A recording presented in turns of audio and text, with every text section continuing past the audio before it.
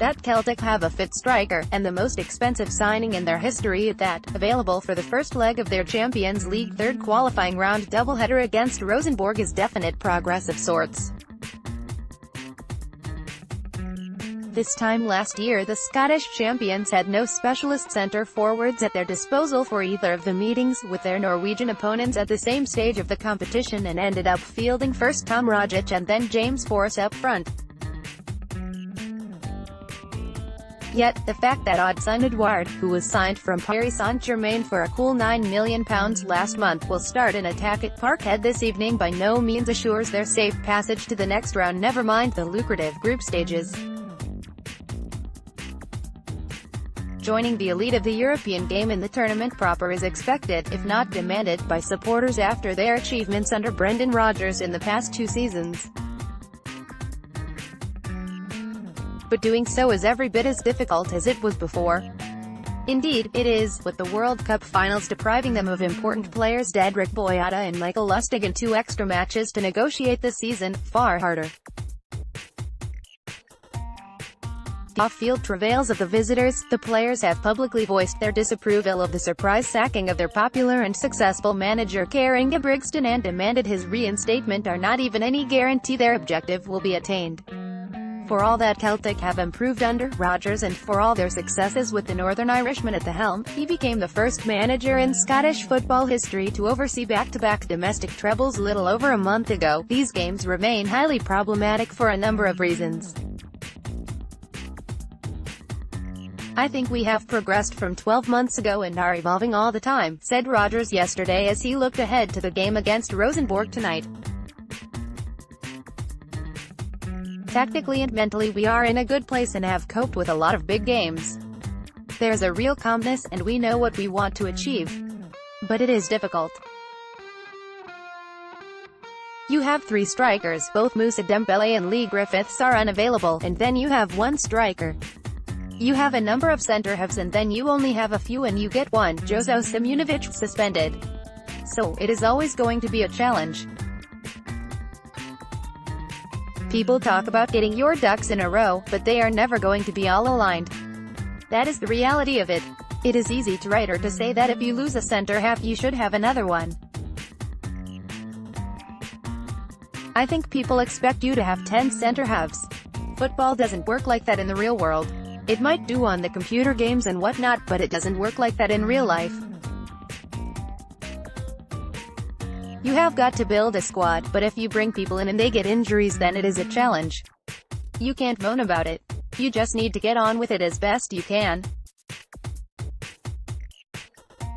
I'm always taken aback when people talk about making changes after the first leg. In the ideal world you can do that, but not when players are only back 3 weeks. We are not good enough, with all due respect, to change a whole team around and knowing that the team is only 60 or 70% fit. We are back playing a week earlier. UEFA introduced the Champions Path into the Champions League qualifying stages to improve the chances of clubs like Celtic, who hail from lesser footballing nations, reaching the group stages. But this season Rodgers' charges have, despite finishing third in their section last term and progressing to the knockout rounds of the Europa League, another 2 games to get through to secure their goal. Scotland's poor coefficient, statistics used for ranking teams in European competitions that are based on the past performances of all clubs from a country, also holds them back. "I think it is unfair that we have to play 4 rounds," he said.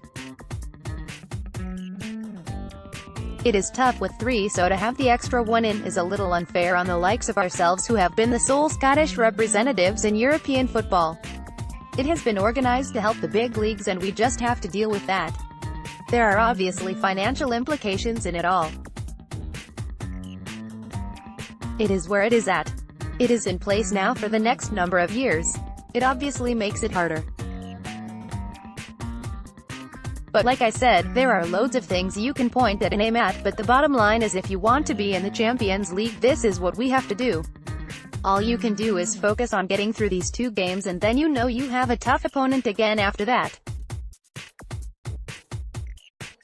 I just think that when you come out of the qualification phase and make it through, you know you deserve to bet in it. And that's none more so than this year with 4 rounds. Rogic has repeatedly stressed how happy he is both professionally and personally since being appointed 2 years ago. Repeating his accomplishments both domestically, especially now that Steven Gerrard has been appointed at Rangers, and on the continent should get his competitive juices flowing. But he could be forgiven for growing frustrated at the obstacles which are being put in his way. Part of the challenge is to find a way, he said. Last year Tom Rogic and James Forrest played up front.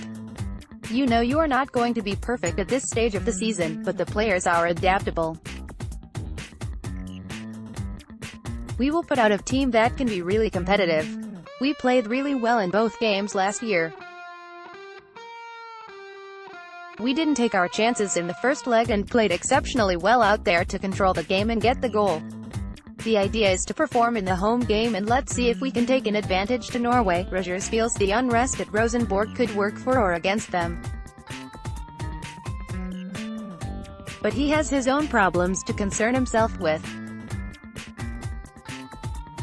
The absence of Boyata, Lustig and Simunovic means he will probably have to field Christopher Ager, Jack Hendry and Kieran Tierney in a 3-man defense.